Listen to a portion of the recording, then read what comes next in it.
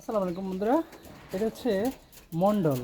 মন্ডল আসলে দুই রকম হয়, একটা হচ্ছে সাদা, একটা হচ্ছে এই যে লাল। এই লাল মন্ডলটা মোটামুটি খেতে খুবই সুস্বাদু এবং খুবই মজাদার এবং অনেক পুষ্টিকর।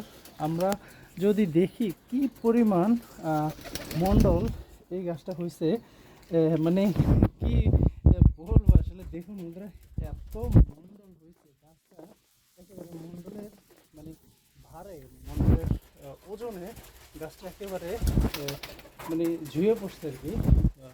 এই যে দেখুন, থোকায় থোকায় মন্ডল, থোকায় থোকায় মন্ডল। আলহামদুলিল্লাহ, এত সুন্দর মন্ডল।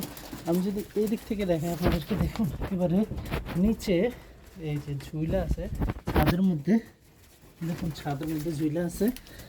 এই যে আল্লাহ, আলহামদুলিল্লাহ, মন্ডলগুলি মানে খেতে যেমনই সুস্বাদু তেমনই এই যে আল্লাহ, এত মন্ডল একসাথে আমি আসলে কখনো দেখি নাই।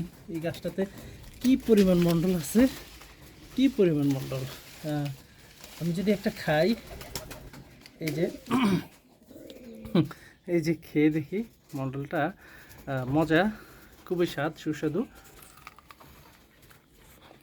মিষ্টি, অনেক মিষ্টি। হ্যাঁ,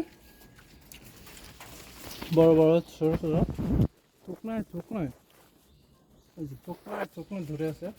গাছটা পুরোই মানে ঝুঁকে আছে,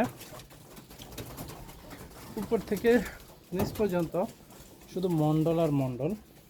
এবং এই যে এইদিকে আমি যদি ভিতর থেকে দেখাই, এই যে সবগুলো মন্ডল অনেক বড় বড়।